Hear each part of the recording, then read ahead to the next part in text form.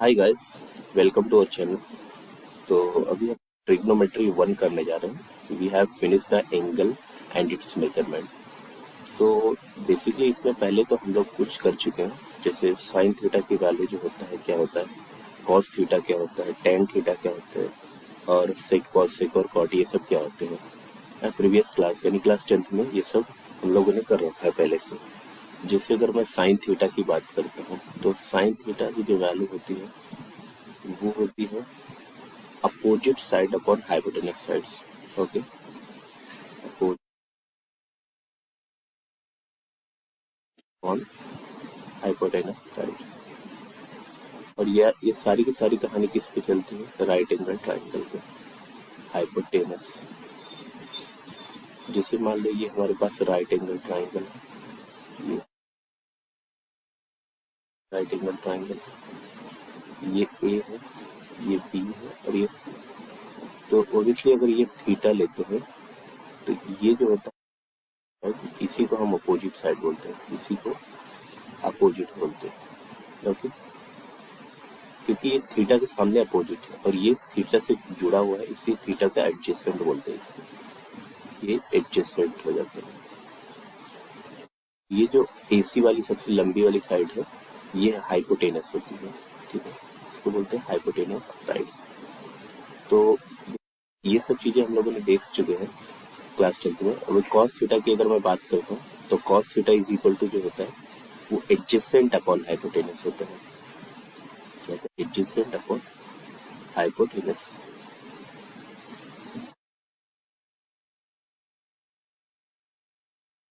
और tan theta की जो बात करूँ तो टेन थीटा ओबीसी बात है sine theta by cos theta होता है। तो इसीलिए जो इसका हाइपोटेनस वाला पार्ट होता है वो कैंसिल आउट हो जाता है, अपोजिट अपॉन एडजेसेंट होता है। इसका टेन थीटा की जो वैल्यू होती है वो अपोजिट अपॉन एडजेसेंट होती है।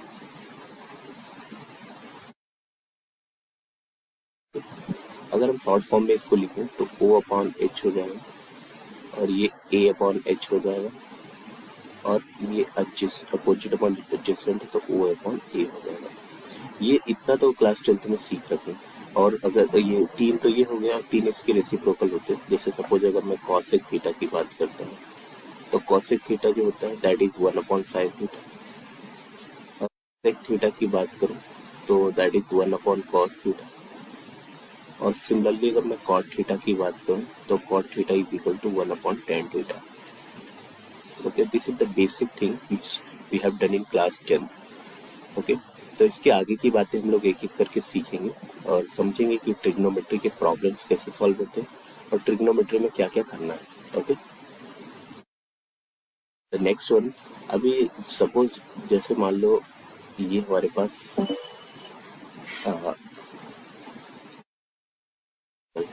मान लो या कार्टीजन सिस्टम बनाते हैं। तो इन कार्टीजन सिस्टम में मान लो ये हमारे पास कोई कोऑर्डिनेट पॉइंट है जिसका नाम है एक्स कॉमा वाई, है ना, इस पी के लिए एक्स कॉमा वाई। और ये ओबीसी बात ये रेडियस है या इसको आर लिख देते हैं। तो जो इसका बेसिक डेफिनेशन होता है वो होता है पी से, जैसे ये पी है, ये कोई पॉइंट पी है, तो पी से ओरिजिन का जो डिस्टेंस बनता है उसको एक तरह से हाइपोटेनस की तरह काम करता है। और एक्स जो है वो एक्स यहाँ पे एक्स वाला पॉइंट एक्स का कोऑर्डिनेट और वाई वाला पॉइंट वाई का कोऑर्डिनेट। तो साइन थीटा का जो एक्चुअल डेफिनेशन होता है अकॉर्डिंग टू क्लास 11 वो होता है एक्स, ये तो इसको आर से डिनोट करते हैं और एक्स ये हो जाता है एक्स। हाँ, वन सेकंड, हाँ ये आपका हो जाएगा ये वाई और ये एक्स। तो कॉस थीटा की अगर मैं बात करूँ तो cos theta is equal to X का कोऑर्डिनेट अपॉन आर हो जाएगा। तो sine theta is equal to Y upon R हो जाएगा, वाई अपॉन आर। और इस वाई को क्या लिख सकते हैं हम लोग, X, X coordinate, Y coordinate of P. ये जो पी है ना इसको बोलते हैं Y coordinate of P, Y coordinate of P upon में distance of P from origin, distance of distance of P from like that cos theta is equal to base cos theta is nothing but the value of base ये x तो यहाँ पे actually इसको ऐसे बना दो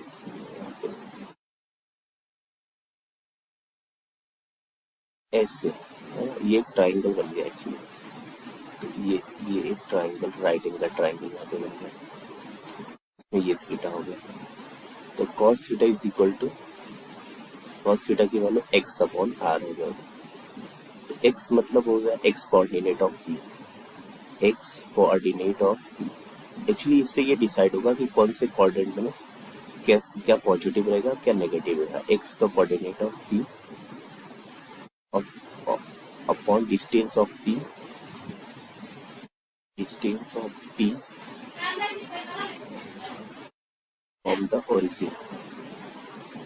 from the origin ठीक है और इसी तरीके से अगर मैं tan थीटा की बात करूँ तो tan theta is equal to भी साइन बाई कॉस होता है तो यहाँ पे इस केस में y बाई आर हो जाएगा y बाई एक्स हो जाएगा तो r से r कैंसिल आउट हो जाएगा तो y बाई एक्स तो इसका मतलब ये हुआ कि y coordinate of p y coordinate of p upon x का कोऑर्डिनेट ऑफ p अभी आप देखो ध्यान से आप समझना इसमें कि जैसे देखो साइन थीटा है साइन कहाँ कहाँ पॉजिटिव हो सकता है देखो r तो हमेशा पॉजिटिव रहेगा केवल x और y चेंज होगी क्योंकि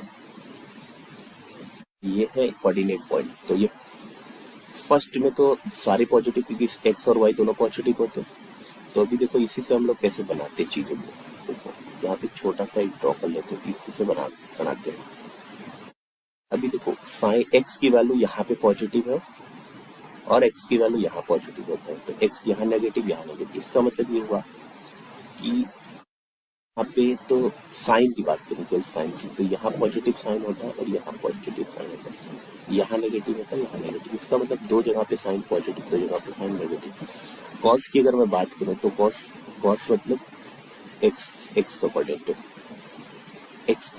है तो एक्स का कोऑर्डिनेट एक तो इसमें पॉजिटिव होता है एक इसमें पॉजिटिव होता है बाकी इसमें और इसमें नेगेटिव होता है तो इसीलिए कॉस की जो वैल्यू होती है फर्स्ट में पॉजिटिव और फोर्थ में पॉजिटिव बाकी सेकंड और थर्ड में नेगेटिव होता है टेन की बात करें तो टेन एक्स तो यहाँ पे वाई और एक्स दोनों पॉजिटिव होते हैं टेन के लिए दोनों पॉजिटिव होंगे या दोनों नेगेटिव होंगे पॉजिटिव होने के लिए अगर एक भी नेगेटिव हो गया तो वो नेगेटिव हो जाएगा तो अभी फर्स्ट में तो दोनों पॉजिटिव और थर्ड में दोनों नेगेटिव क्योंकि दोनों का रेसिप्रोकल लिया है अभी minus Y upon minus X करेंगे तो नेगेटिव तो इसलिए ये फर्स्ट में पॉजिटिव और थर्ड में पॉजिटिव होता है और सेकंड और फोर्थ में नेगेटिव और बाकी साइन का कॉसेक किस जैसे साइन चलेगा कॉस का सेक की तरह और टेन का कॉट की तरह तो इसलिए हम लोग एक यहाँ पे कंक्लूजन निकालते हैं नेक्स्ट पेज लेके देखिए कंक्लूजन ये होता है कि जैसे फर्स्ट क्वाड्रेंट में ऑल पॉजिटिव होते हैं फर्स्ट क्वाड्रेंट में सारे के सारे पॉजिटिव होते हैं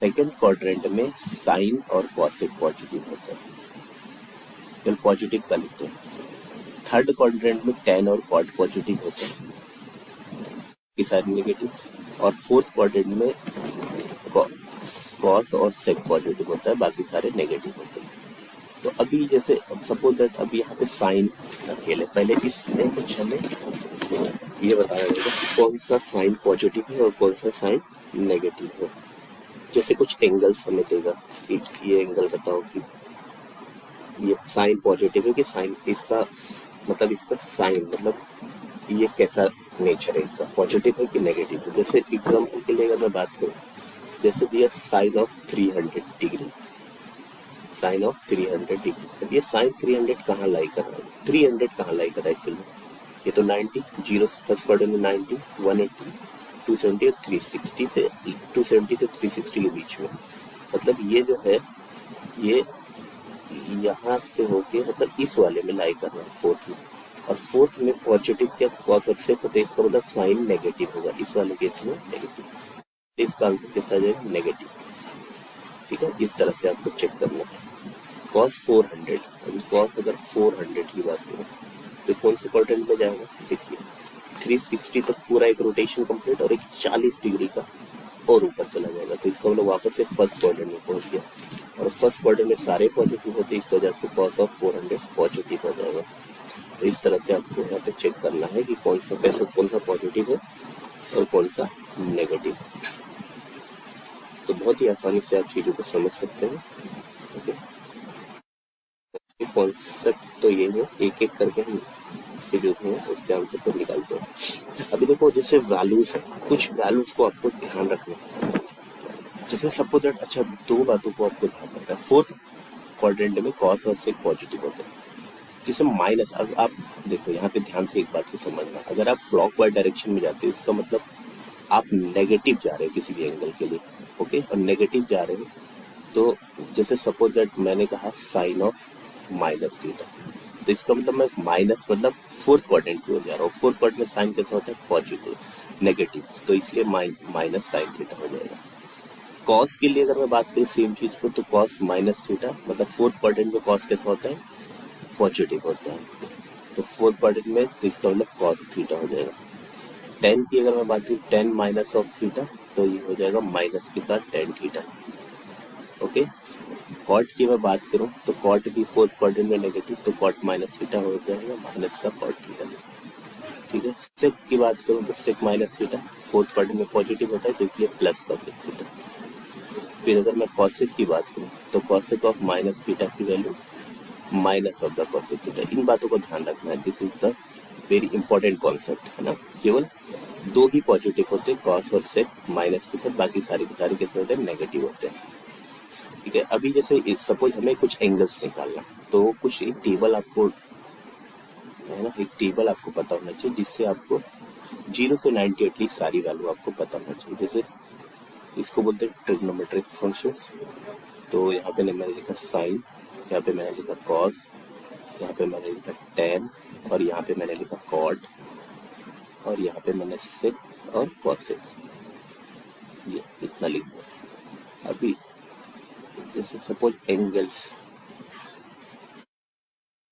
की अगर मैं बात करूँ तो 0 डिग्री, 30 डिग्री, 45 डिग्री और 60 और ये 90। ये टेबल ड्रॉ करने के बाद मैं आपको और नेक्स्ट वीडियो में बताऊंगा चीज़ें कैसे हमें एंगल्स निकालते हैं। तो ये टेबल आपको याद होना चाहिए, एटलीस्ट 90 तक तो याद होना चाहिए इस टेबल को, तभी आप सारे एंगल्स को निकाल सकते हैं। अदरवाइज यही नहीं पता होगा तो कैसे निकालेंगे। Sine 0 0, sine 30 1/2, sine 45 1/√2, sine 60 √3 by 2 and sine 90 1। इसी तरीके से cos 0 1 और cos 30 होता है √3 by 2 और cos 45 होगा 1/√2, और ये क्रॉस चल रहा है और ये 1/2 और cos 90 0। tan का tan 0 0, tan 30 1/√3 और tan 45 1 और tan 60 होगा √3 और tan 90 साइन बाई cos 90 0, तो नॉट डिफाइन हो जाएगा साइन 91। ये अभी ये बाकी साइन का कॉसेक रेसिप्रोकल, कॉस का tan और tan का कॉट। ओके, अब ये बाकी चीजें आप अपने से करें।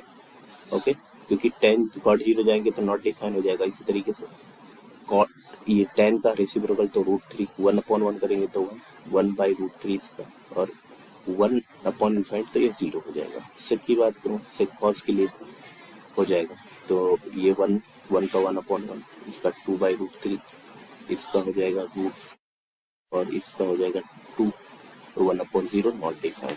तो कॉसेक का नॉट डिफाइन, और ये 2, ये √2, ये 2/√3 और ये 1/1। तो ये होगा आपका टेबल।